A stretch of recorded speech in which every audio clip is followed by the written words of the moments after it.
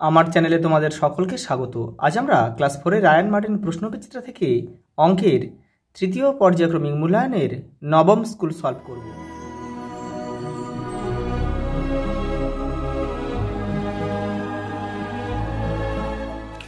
দেখো, প্রথম প্রশ্ন দেখো, গসাগুর পুরো নাম কি? গরিষ্ঠ সাধারণ গুণনীয়ক।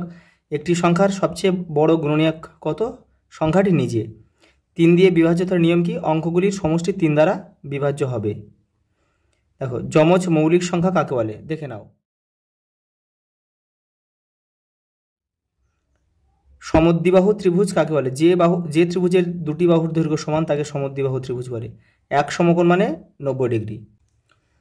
একটি ত্রিভুজের কোণগুলির সমষ্টি কত? 180 ডিগ্রি।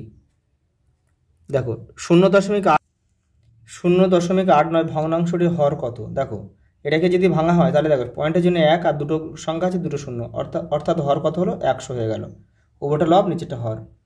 বৃত্ত অঙ্কন করার সময় কোন রেখার প্রয়োজন হয়? বক্ররেখার প্রয়োজন হয়।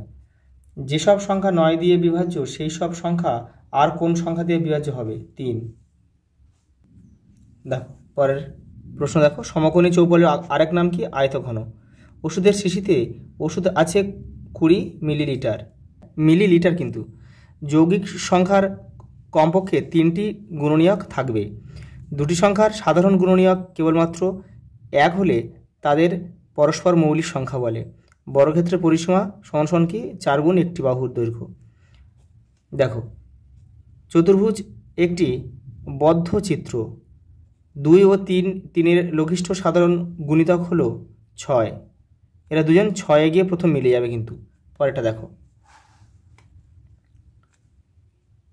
কোনো বাক্স একই দৈর্ঘ্য প্রস্থ ও উচ্চতা বিশিষ্ট হলে তাকে আমরা ঘনক বলবো, যার দৈর্ঘ্য প্রস্থ উচ্চতা সমান। 1 সেন্টিমিটার, দেখো 1/10 অংশকে 1 মিলিমিটার বলে। কেন? দেখো, সেন্টিমিটার থেকে মিলিমিটার দূরত্ব কত? 2 ঘর, অর্থাৎ 10। দেখো, এটাকে কি করে? দেখো, আগে এই আমাদের বদমাসের নিয়ম অনুযায়ী এটা কিন্তু আমাদের প্রথমে গুণের কাজ করতে হবে। তাহলে 4 2 8, তাহলে 8-এর সঙ্গে তুমি 5 যোগ করো, 8 5 13, 13 থেকে 3 বাদ দাও, 10। এই যে 10 উত্তর। দেখো দেখো রসগোল্লার আয়তন কি? গোলক। দেখো, সন্দেশের বাক্স আয়ত ঘন, যেহেতু একটা উচ্চতা রয়েছে। লুডো ছক্কা ঘনক, দৈর্ঘ্য প্রস্থ উচ্চতা সমান। খেলার মাঠ আয়তক্ষেত্র, আর পিরামিড হচ্ছে ত্রিভুজের মতো।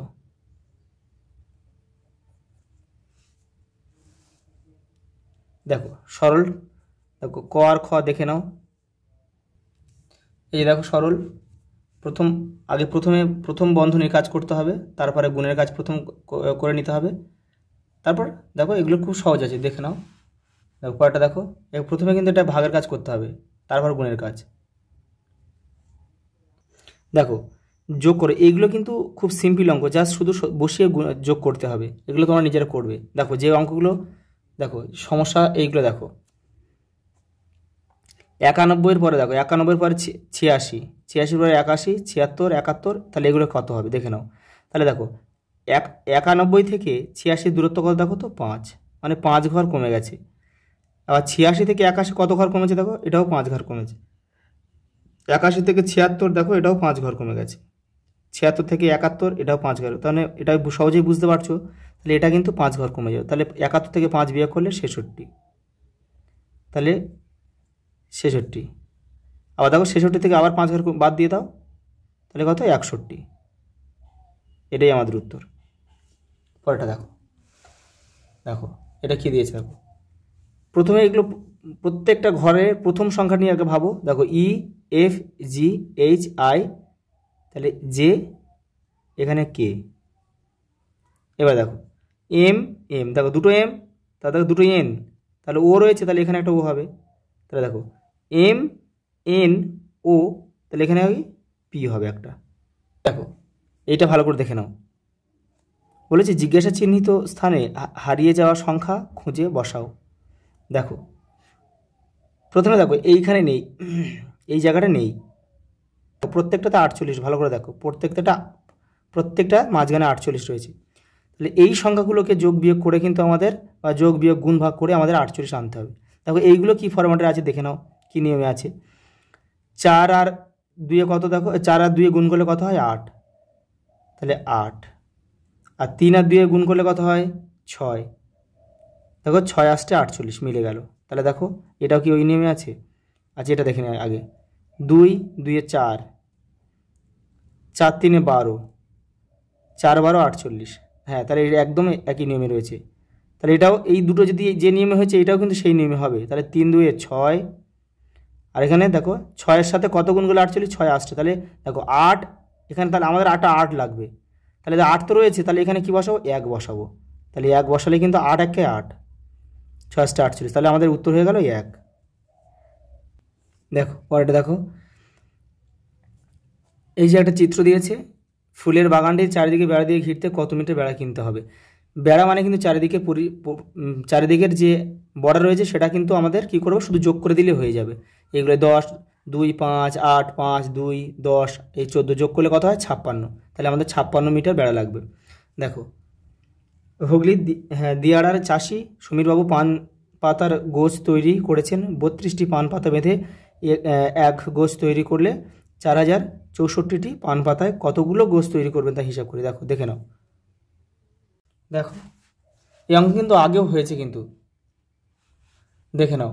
এই যে প্রথম এটাকে ভাঙবে, ভেঙে উৎপাদকে করে নেবে, এটাও ভেঙে উৎপাদক করে নেবে। এবার ভাগ করতে হবে। দেখো ভাগ করার পর দেখো এই উৎপাদকটা কত হয়েছে, দেখো 2 2 2 2 2, দেখো এই 2 এই 2 এই 2 এই 2 5টা, তাহলে এখানে 5টা 2 কাটো, 1 2 3 4 5, তাহলে কত 127, এটাই উত্তর। পরেরটা দেখো, একটি ফাঁকা 5 লিটার জল রাখার জারে 2 লিটার এত মিলিলিটার ঠান্ডা জল, এত লিটার গরম জল আছে। ওই জল রাখার জারটি ভর্তি করতে, এই অঙ্ক আগে হয়েছে, কিন্তু আগের সেটগুলোতে হয়েছে। কিন্তু কী করবে, এই দুটো যোগ করবে, করে 5 থেকে বিয়োগ করে দেবে, উত্তর হয়ে যাবে। দেখো সুবলের বাগানে একটি 4 কেজি 600 গ্রামের কুমড়ো ফলেছে। আচ্ছা এই অঙ্কটা কিন্তু আগের সেটগুলোতে বহুবার হয়েছে। এইটা থেকে এই দুটোকে যোগ করবে, এই দুটোকে যোগ করে এই 4 গ্রাম 600 গ্রাম, 4 কিলো আর 600 গ্রাম থেকে বিয়োগ করলে উত্তর হয়ে যাবে। পরেরটা দেখো, এই অঙ্কটাও হয়েছে। দেখো পুতুল মাসে 1 সপ্তাহে মোট দেখো 221টি কাগজের ঠোঙা তৈরি করেন। তিনি প্রতিদিন সমান সংখ্যক ঠোঙা তৈরি করলে একদিনে কতগুলি ঠোঙা তৈরি, এটাও কিন্তু হয়েছে। দেখো 7 দিয়ে ভাগ করলে কত হয়, 3 7 21, 3 আর একটা শূন্য বসে 30, উত্তর 30। প্রত্যেকদিন 30টি করে করবে। আজ এই পর্যন্ত, দেখা হবে পরের ভিডিওতে।